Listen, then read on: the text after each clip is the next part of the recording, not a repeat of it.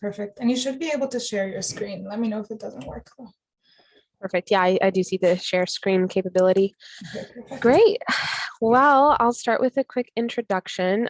So my name is Raquel Ferris, and I am an admissions counselor here at Western U.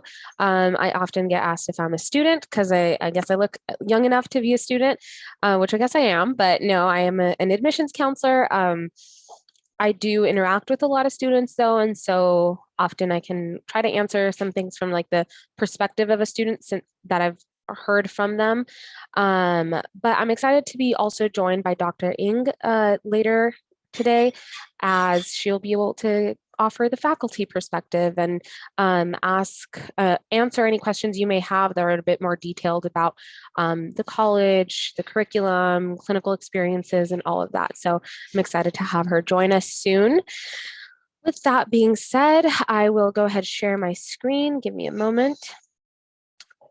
I apologize ahead of time if you hear any background noises or my dog's barking. I have two large dogs, German Shepherds, and they can definitely bark a lot if anyone approaches the door. So I apologize in advance. All right, can everyone see my screen? Yeah, we can see it. Awesome. So I'm going to start off with going over some program highlights, and then I'll move into admissions information. I try to go over all of this as quickly as I can, just because I like to save as much time as possible for any questions that you may have. And also, if you hear me kind of stopping to catch my breath, it's because I am. I have been really out of breath lately, lots of allergies, that sort of thing. And so just keep that in mind if you see me stop also to blow my nose. I apologize in advance. All right. So going into a little bit of the history of Western U, the full name of our institution is Western University of Health Sciences. It's a mouthful, so we just refer to it as Western U. We were founded in 1977, and we started off as the College of Osteopathic Medicine of the Pacific, also known as COMP, also a mouthful. But COMP is still around today. It's our DO program.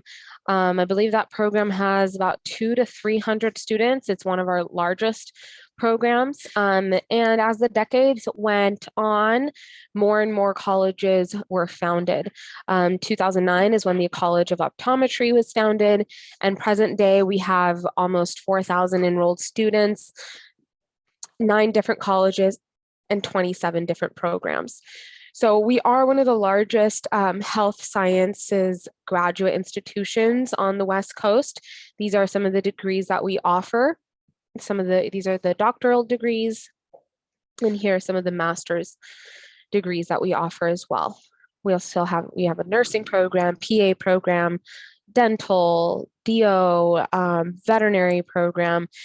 So whatever you might be interested in, I highly encourage you to do your research, explore different career paths, because even if you think optometry is the right option for you and you really like the career, I highly encourage you to do some shadowing if you haven't already, because sometimes doing shadowing and actually seeing what it's like on a day-to-day basis might have you feeling like perhaps optometry isn't the choice for you, and maybe you want to explore some other things. We have someone in the College of Optometry, Dr. Remick Waltman. She's a faculty member, director of community outreach.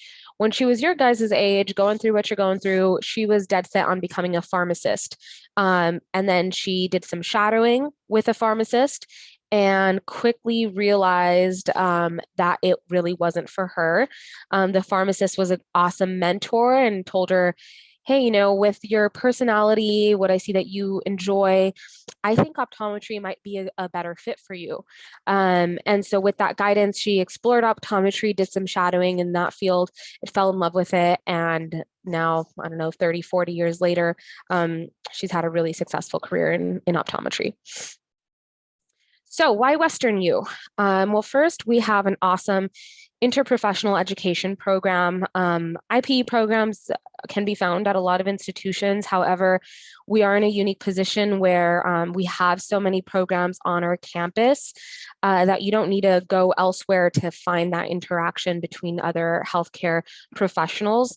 Our students really like that the IPE program allows for them to meet people outside of their specific college, meet people outside of optometry, and kind of have a broader scope of healthcare and how to interact with other healthcare professionals once they're practicing. The way it works at Western U is that in your first year, you are put into a group with 8 other students. And so one from each of our different colleges. We have a total of 9 colleges. And you also have a faculty mentor. And together, you guys are given case studies, and you have to work on it to kind of figure out what's the best way forward, how to resolve the case, what's the diagnosis, how do we come up with a treatment plan. And everyone is bringing something different to the table. For the most part, you guys have no idea what you're doing because you're all in your first year. You're just starting off. You're just starting to learn. But as you start learning different things in your classes, you can bring it to the table. You explore things together, discuss things, and it's just an excellent way to start getting comfortable speaking to people outside of your specific profession. I've had a lot of faculty members share that they wish they had this when they were in their graduate program, because once they actually became optometrists, they were very intimidated when needing to talk to perhaps a pharmacist or call their patient's primary care physician. It was just intimidating, and they didn't have any of that experience. So moving on, you also have really early entrance into patient care. Starting in the very first semester, you are going to get some hands-on experience with patient care. We also have very unique third-year experiences. I'll go more into detail on this later. We have an emphasis on neuro-optometric rehabilitation. We have a very vibrant student life, diverse types of different clubs and volunteer opportunities, both within the College of Optometry and in the university as a whole. And we're in a great location. Southern California is awesome. I don't know what the weather is like there right now. Can anyone tell me what's the weather like? It's not like snowing anymore, but it's like still a bit icy outside on the roads and stuff, especially around houses. But Yeah, it's pretty cold most days. pretty It's a cold. bit better right now though. You would all laugh at me. I've been complaining all day about feeling cold, and it's I know you guys work in Celsius over there, right? Yeah. So it's hard to I don't even know what it would be like in Celsius, but it's a very warm day, and I'm over here in the house, like all acting all cold. I have my own little personal heater. So the weather is awesome. There's so many fun things to do in Southern California. We're on the eastern edge of LA County, and within 30 minutes to an hour, I mean, you could be at Disneyland, you could be at the beach, you could be in the mountains. The mountains that we have here have snow this time of year. And so if you're kind of missing that colder weather, want to go snowboarding, skiing, or whatnot, that's available too. We have a lot of national parks and just a lot of great stuff to do around here. So I kind of already went into some detail on the IPE program, so I'm not going to spend too much time there. So early patient care, like I mentioned, starts in that first semester of your first year. On the left, you can see pictures of these are our students that are performing vision screenings on children in our school district. And so Pomona is an underserved area. There's a lot of people in need that perhaps don't have healthcare, that have maybe never even been to an optometrist. And so we're going out there into the community, into the schools, performing vision screenings on these students, and then making sure we follow up with them and any treatment that's necessary, glasses, whatever it may be, we're there to provide that for them. So that's kind of, you'll be your first experiences with patients. And in the second semester, you actually start doing kind of these internships at local clinics.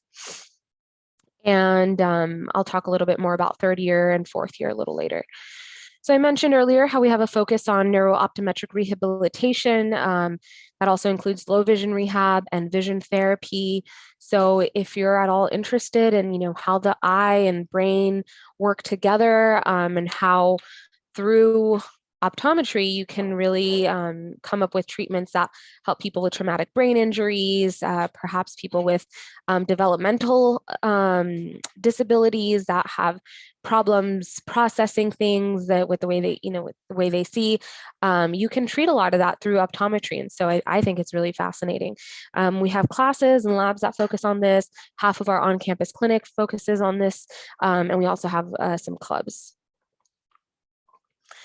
Here are some of the optometry specific clubs that we have. There really is something for everyone, whether it's in the College of Optometry or just a club at WesternU that's open to students from all of the colleges. So if you are really interested in contact lenses, that's what you kind of want to specialize in. There's a contact lens club. If you really like serving and volunteering, we have a volunteer optometric services to humanity club. So a lot of the optometry specific clubs are great for if you have a specific interest, that that's kind of where you want your career to be headed. You can join one of these clubs, hear more about it, learn more about it, and kind of immerse yourself more in that. And then there's also fun clubs, like I forget the exact names of the clubs, but there's a club for healthcare professionals that are musicians. So if you're a musician and you like to sing, then you can join this club, and it's students from all of the different programs. If you're really into sports and you want to stay active, there's clubs for that as well. They're open to anyone on campus, and that's a great way to also make friends just outside of the College of Optometry. So we often get the question of, what does life look like as an optometry student? And so here's how we break it down for our first and second year optometry students. About a quarter of your time is spent in class, in lectures. They are all recorded right now. A lot of lectures have been happening virtually, but we are moving towards a more hybrid system so that, classes are virtual and labs, clinical experiences are in person. But even before the pandemic and all that, all the classes were recorded so that you could use that to study afterwards. 9% of your time is going to be spent in lab, learning some clinical skills, and then 6% of your time it will be in those early clinical experiences. As you can see, the bulk of your time, 60%, is spent in independent study. And so it's really, really important that even starting now during your undergrad years, you take some time to self-reflect and see where you're at in terms of your time management skills, stress management, and study skills. It's going to be really important that you start kind of analyzing maybe where your weaknesses are and start working on them as soon as you can, because once you're in optometry school, you're going to have to hit the ground running, and it'll definitely be helpful if you've worked on some of those things before you start school, because you're certainly going to need to work on them once you're in optometry school. The good thing is that we have a lot of great student support services. LEAD stands for Learning Enhancement and Academic Development, and that's a department that's dedicated solely to supporting our students. And they offer a lot of workshops on things like time management, stress management, on how to improve your study skills. They've worked with so many students that they already know, they kind of tend to know what works and what doesn't. So if you go to them and tell them, hey, I'm really struggling to keep up, I really don't know how I should be studying or how much time I need to dedicate to these classes, et cetera, they could tell you, look, this is kind of your ideal schedule, what it should look like, and help you come up with a study schedule and just help you go from there and start adjusting things so that you can not feel overwhelmed, so you can feel like you're keeping up with things. They'll also do funner things like yoga and meditation and well-being workshops to help you take your mind off studying a little bit. They also offer one-on-one tutoring, academic counseling, mental health counseling. And so I always encourage our students, regardless of what school you end up going to, take advantage of the student support services that are there, because you're definitely going to need them, and you don't want to wait until you feel like you're drowning to utilize them. And beyond LEAD, we also have fantastic faculty members and students, and that will be your biggest support systems. As a first year student, you are assigned a big, so you're someone's little. And so you have an automatic mentor that you can go to, ask questions, and just talk to. And they're often very, very helpful to the first years. And then our faculty members also have an open door policy. They are there to help you, to make sure you succeed. And something I really like about Western U is that the faculty members really see the students as equals. They know that in 4 short years, you're going to be their peers, and they treat you as such. They don't treat you as lesser than, or, oh, you're just the students, you just have to put up with how hard school is and just get through it. They really want to help you succeed. So in year 3, the program shifts towards clinical preparations. As you can see now, a quarter of your time is spent in the clinic, 20% of your time in class, 6% of your time in lab. And usually the way that breaks down during the week is that if you have class or lab and clinics Monday through Friday, 2 days of the week will be dedicated solely to your clinical rotations, and 3 days to your classes and labs, or vice versa, maybe 3 days to clinical rotations and 2 days to class and lab. That way on each day, you can focus on one thing at a time. Earlier, I mentioned the third year advantage at Western U, and to expand on that, the advantage that our third year students have is that pretty much anyone who walks in the door of our on-campus clinic is seen by a third year student. Even the cases that are more specialty care, rehab, a bit more advanced, often other schools will typically reserve those kind of cases for fourth year students since they're closer to graduating.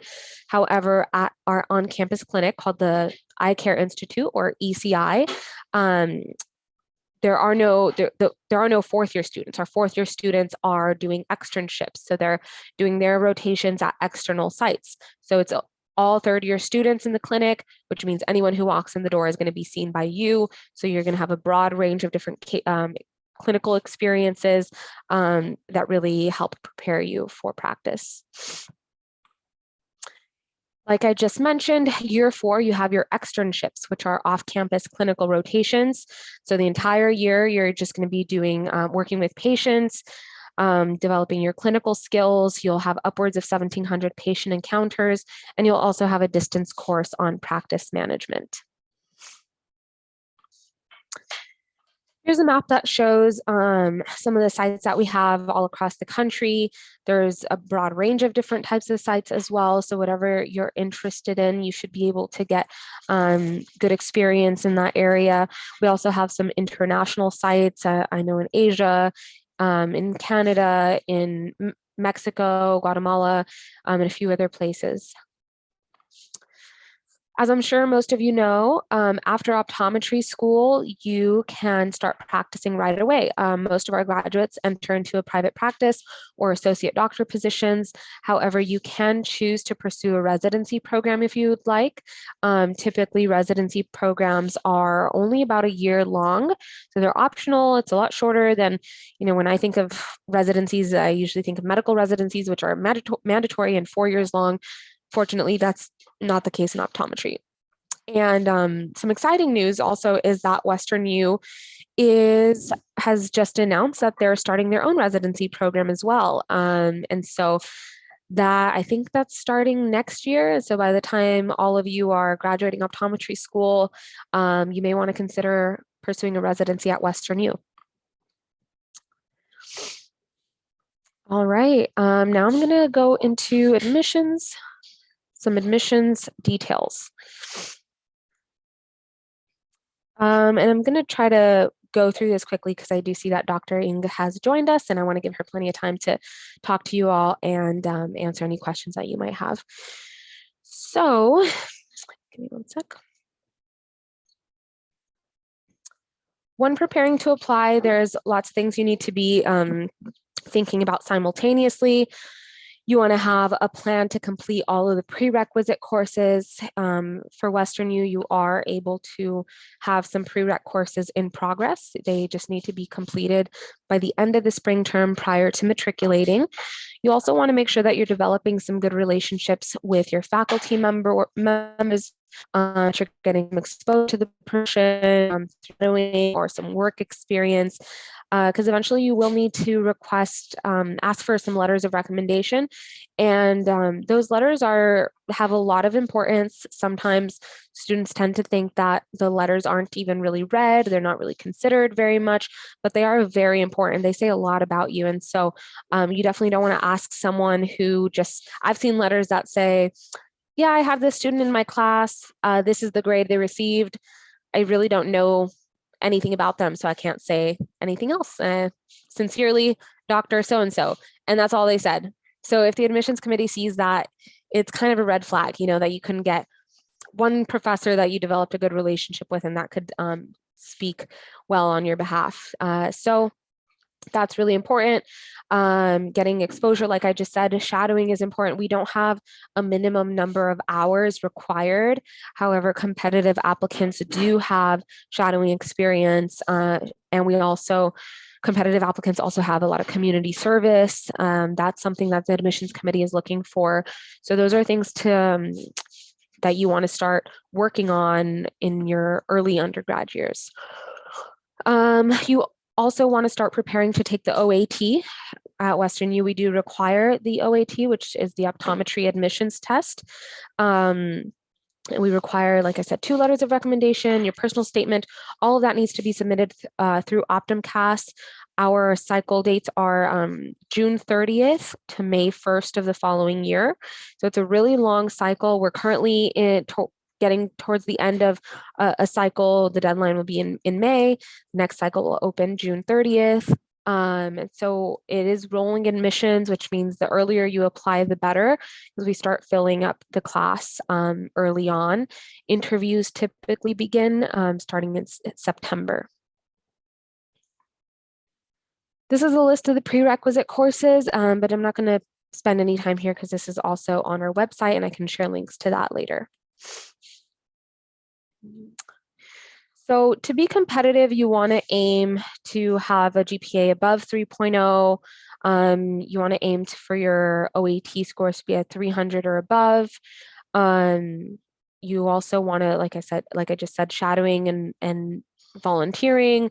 You want to have somewhere between 100 to 300 hours at least in order to be a competitive applicant. Tuition is $40,890 per year. You also need to think about living expenses and start thinking about how you're going to budget for that. If you're going to apply to student loans, apply to scholarships, and if you have specific questions about financial aid and want more guidance on that, please feel free to reach out to our Office of Financial Aid. Their contact information is on the screen. All right, and with that, I'm done with my spiel, with everything I have to share. And now I want to pass the mic on to Dr. Ng. Thank you so much for joining us today. Hi, everyone. Greetings. So thank you for the invitation to come and talk with you guys, or making time for me. So we wanted to, have an opportunity for you to talk with one of, a practitioner, and I'm a fellow Canadian. So I actually went to did my degree at Waterloo, and then moved down, did a residency in Oklahoma, and then joined teaching at a different institution, and then was in private practice, and then optometry practice, and now back into the teaching world through Western. So I've been with Western for almost 5 years now. So I teach a course that is in 3rd year. It's called Surgical Eye Care. So really talks to the things that I learned about during my residency in Oklahoma, which is like minor surgical procedures, laser procedures, co-management of, cataract surgery, refractive surgery, things along that lines. So that is my background. I want to, leave time to answer your questions, which is the purpose of me being here. So if you guys want to unmute and ask your questions, I'll be happy to answer. You can type it in chat. and we can go from there. So, Yeah, now is definitely the time for all your questions. Feel free to either put it in the chat or you just unmute yourself and ask. And so I just do see a question in the chat. How well do you believe Western U prepares students for the Canadian board exams? Good question. that is a great question. So things have changed since I've been, I had to face this question. Back in the day, the Canadian boards were the Canadian boards and the US boards were the US boards. So whichever country you wanted to practice in, you had to complete their boards. Now the situation has changed a little bit, right? With certain states actually accepting the US MBO boards as in lieu of the Canadian ones. You still probably have to take a provincial exam, just like here, every state, you have to take a state exam. So I think, you know, the basic fundamentals are the same, probably with all the US schools. I would say there are certain strengths. Here, optometry, the scope of optometry is much broader when it comes to the medical side of things. So I would assume that the schools are teaching that in the US to a higher level, maybe. But I also went to I had a fantastic experience at Waterloo as well, right? So that prepared me. So I feel that, you know, it's a very interesting question. So I talked to some of my Canadian students here, and some of them have gone back and forth, where some were committed to coming back to Canada and wanted to complete the Canadian boards, but are actually rethinking the whole process because they feel that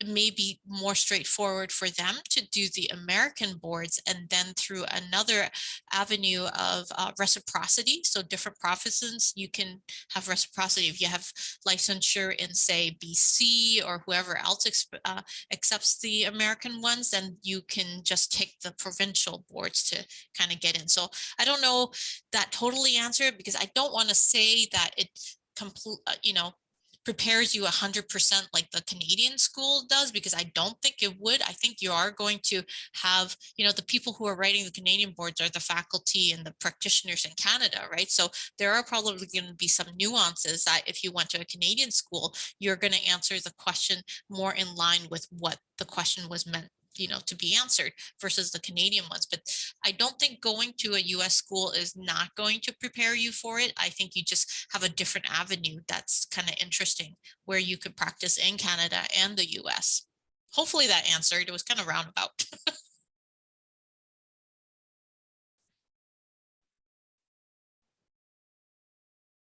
Thank you.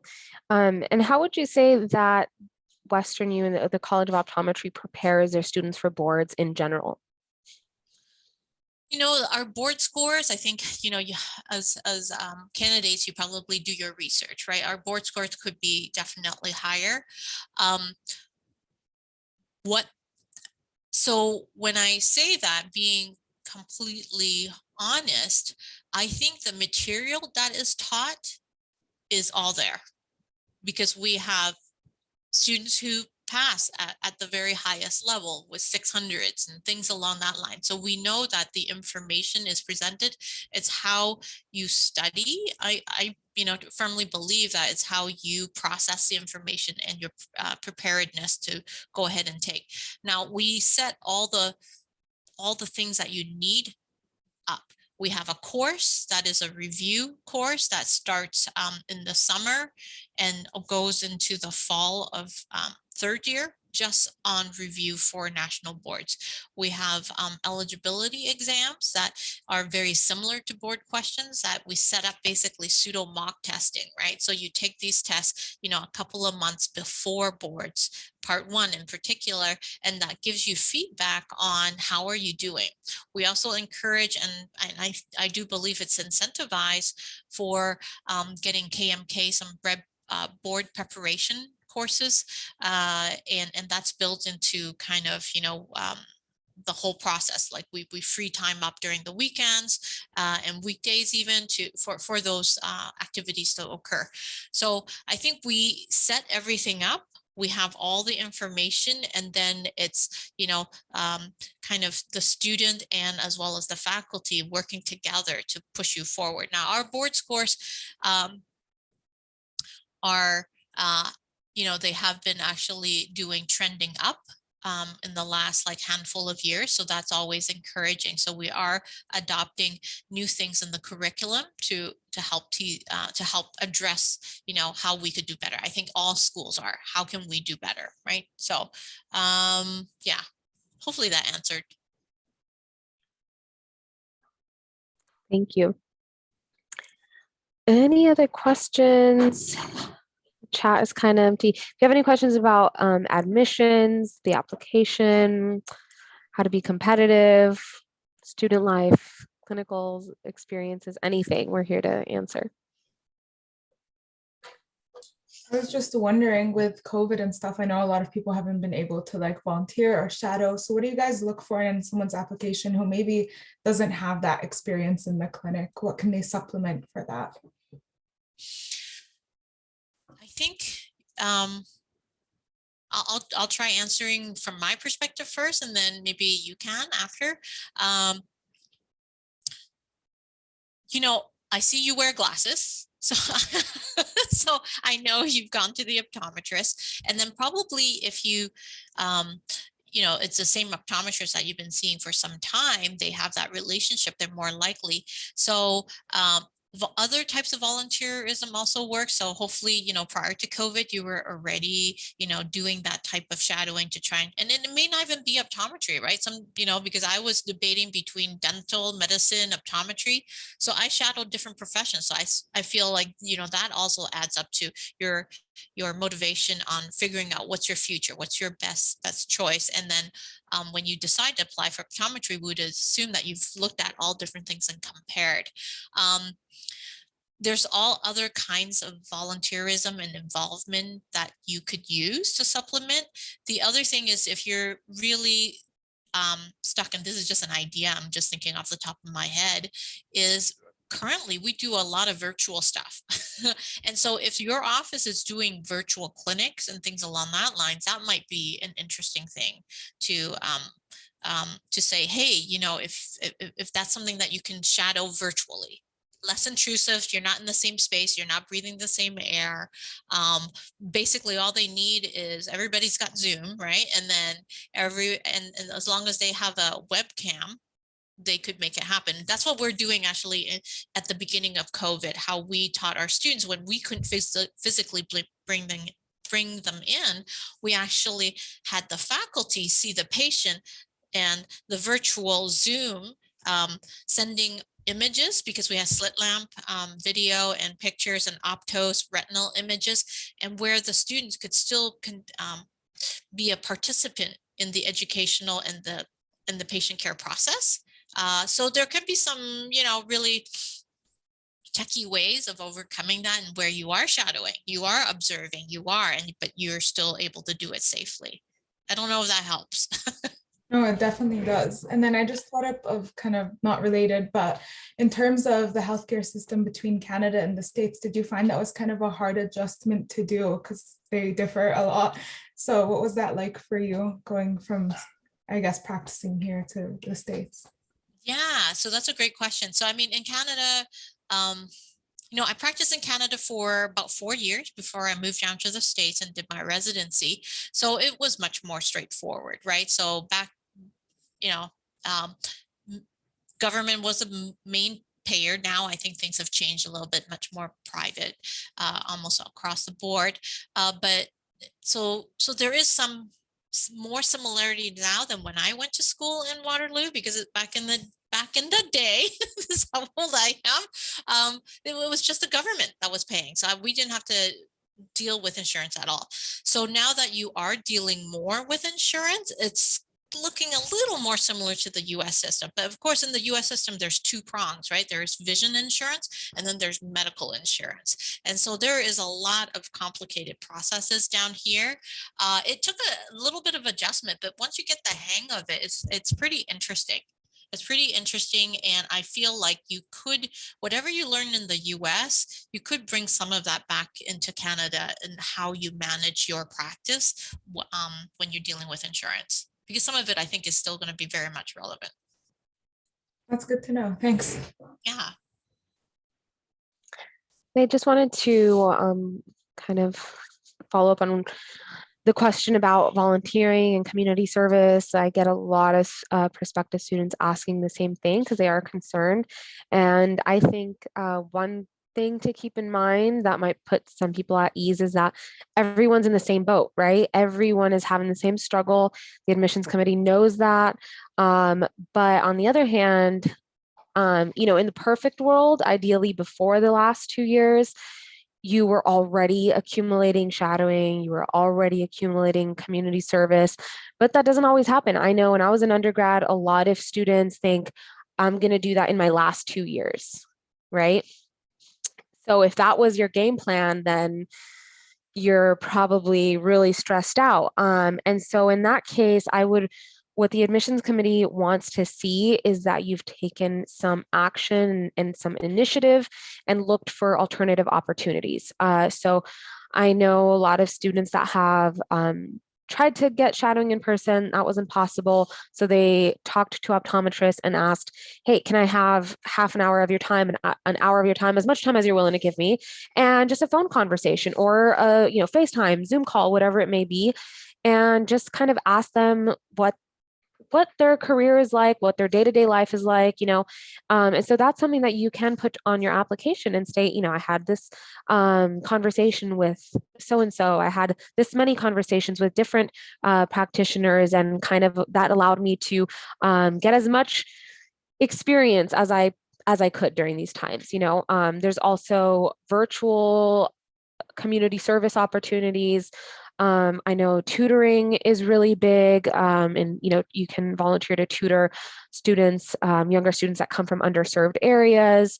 And I was talking to a student the other day, and she was asking for ideas of community service. And I was like, if you really can't find anything, you could make something up yourself with just alone or with a couple other students, with your pre-optometry club. You could decide, hey, let's get together, put together little baggies that have food, toothbrushes, or just essentials, and pass it around to the homeless. Or you could come up with all sorts of ideas, spend an hour at a park cleaning up trash, who knows? So there are opportunities out there. You just kind of have to work a little extra harder nowadays, take that initiative. And I think that's what the admissions committee is looking for. They're not looking, they don't really want to see just oh, well, it was a pandemic and I couldn't do anything. Right? They do want to see students take an initiative. Yeah, thanks for sharing. Yeah, and kind of piggybacking on that, right? It's also your knowledge base on the profession. When you go through the interview process, it's like, how much do you know about optometry and the scope, right? So some of that could be, understanding what types of subspecialties are available in optometry. And that's always interesting because, this is a profession you intend to go in. So yeah, look at it. What can you do? What are the residencies? What kind of residencies are there? What kind of jobs can you get afterwards, be it in Canada or the US? Because, there are optometrists in Canada that work with ophthalmology, or that do work in hospitals and things along that lines. So whatever we teach in the US is very relevant to what's needed in Canada. So yeah.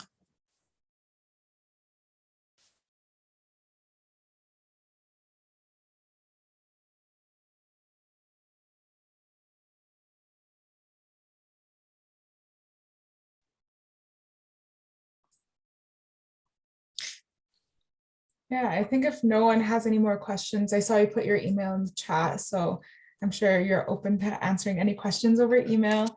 Of course. I also have a couple other links I can share. One other thing that came to mind is that, if you are struggling to kind of get some exposure to the profession or just information about the profession, optometry programs, including us, we're constantly putting on virtual events, right? Webinars, that sort of thing, that give you insight not just into the program, but also into the career. And we'll have different faculty members join us or current students. And so that's just another way of learning more about the profession. Nowadays, I'm going to share a link to our advising appointments portal. We have this tool where you can schedule a half-hour advising appointment with one of us admissions counselors. And so if after this you realize you have some more questions, or you want some guidance on maybe how to prepare to apply, how to be a competitive applicant, you can schedule an advising appointment with us. Oh, excuse me, I'm about to sneeze. Bless you. Oh, I got to the mute button on time. So definitely take advantage of that. I'm also going to just share the main page of our prospective student website. Through there, you can go to our requirements page, the apply now page that has the link to OptumCAS. So that should answer a lot of questions that you probably don't even know you have. I'm just curious because this is my first time coming on this virtual format and having a provider into the mix. But how many of you guys are interested in the U.S. school as a primary, or you're, applying for both north and south of the border? I think, I don't know, I've talked to a lot of people, so I feel like most people look at both. I think a lot of Canadian students probably prefer Waterloo just because it's cheaper, but I think the US schools also bring a lot to the table in forms of clinicals and that kind of thing. So I think most students do look at both, but I guess I'm speaking for myself mostly. Yeah, no, thank you for sharing. Yeah, no, I think it's interesting. I mean, of course, as a Canadian, going to a Canadian school is fantastic. But there is definitely some things going to a US school that opens up your possibilities. Just because there's so many career options, I would say, for optometrists, and I think it's much more obvious in the US than maybe in Canada, where beyond just private practice, there are folks who work in I guess Canadians can't really work in VAs, but who work in industry. So sort of working for a startup or medical device or contact lens companies or optical companies, things along that lines that I see more opportunities or exposures to it when you're attending, maybe a school south of the border. So those are all things. I mean, I think if most people are interested in staying in Canada, right, and going into private practice, I think going into a US or a Canadian school, you're going to end up doing the same thing that you set out to do. If you're feeling like, maybe I want to branch out beyond that, then I would say that, I'm biased just because I went to a Canadian school and I did go to the South in order to expand my opportunities, right? To be able to teach and all that sort of stuff. So just keep that in mind. Yeah.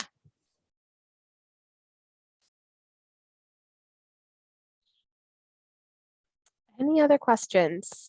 If not, my email's in the chat. I see Dr. Ng also shared her email address. Please feel free to reach out to us with any questions. We'll be happy to help you out. I just want to say thank you on behalf of everyone. This was really informational. Thanks for your time. And yeah, thank you for leaving your emails and stuff in the chat. You're welcome. Thank you so much for having us. I hope you all enjoy your weekend and your evening. Yeah, good luck with your applications. Thank you. Have a good evening. You too. Bye. Bye.